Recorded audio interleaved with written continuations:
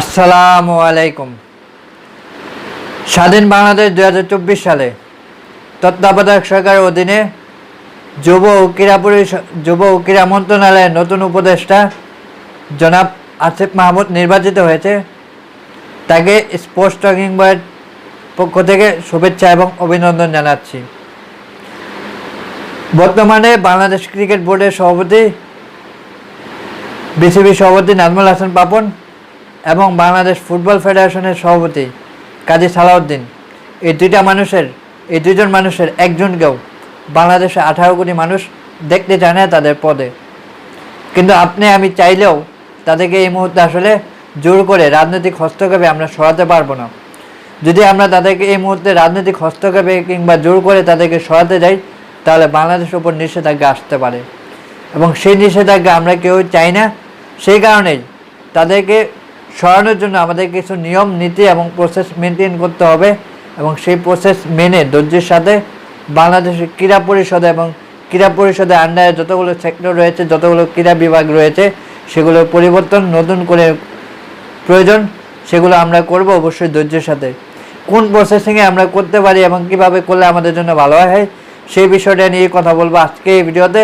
সকলকে স্বাগতম sports talking বয়ের নতুন একটা ভিডিওতে, খেলাধুলার বিষয় নিয়ে স্বাধীনভাবে নিজের মত প্রকাশ। বিসিবি সভাপতি নাজমুল হাসান পাপন এক যুগেরও বেশি সময় ধরে বিসিবির যে সভাপতির পদটা তিনি নিজের পৈতৃক সম্পদ বানিয়ে রেখেছেন। তিনি যখন ক্ষমতায় ছিলেন তখনই তার আন্ডারে থাকা নির্বাচক কমিটি, নির্বাচক প্যানেল নিয়ে অনেক আলোচনা সমালোচনা করেছি। কাজী সালাউদ্দিনকে নিয়েও আমি অনেক কন্টেন্ট বানিয়েছি তার ক্ষমতা থাকাকালীন সময়েও, এবং তার আন্ডারেও বাংলাদেশ ফুটবল ফেডারেশনের দুর্নীতি অনিয়মের কথা অনেকবার বলার চেষ্টা করেছি।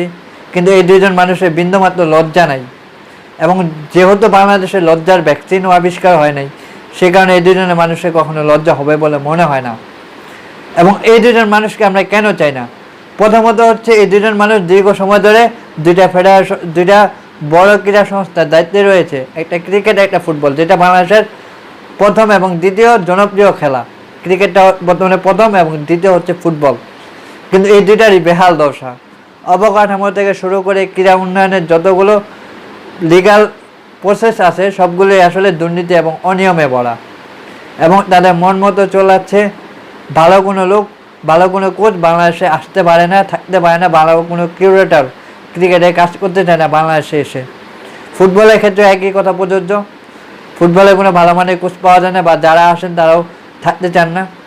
কারণ হচ্ছে তাদের অপেশাদারিত্ব এবং তাদের দুর্নীতি, তাদের ফেডারেশনের যে কমিটির লোকজন রয়েছে তাদের অনিয়ম, স্বেচ্ছাচারিতা, তাদের নিজের মন মতলবের মতো বোর্ড পরিচালনা করা, ফেডারেশন পরিচালনা করার কারণেই বাংলাদেশের ক্রীড়ার যে দুটা বড় সেক্টর ক্রিকেট এবং ফুটবল আজকে এই বেহাল দশায় রয়েছে।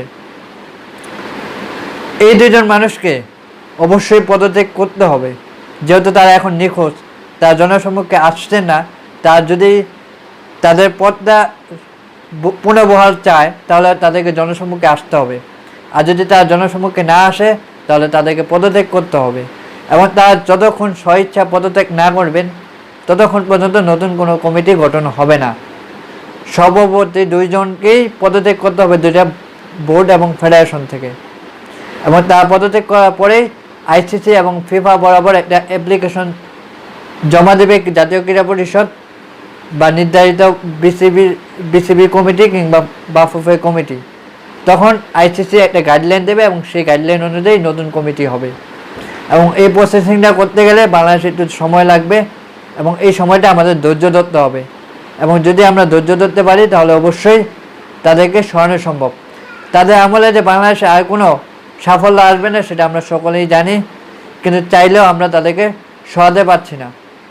এই দুজন মানুষকে বাংলাদেশে আর কোনো মানুষই শপথে বহাল চান না।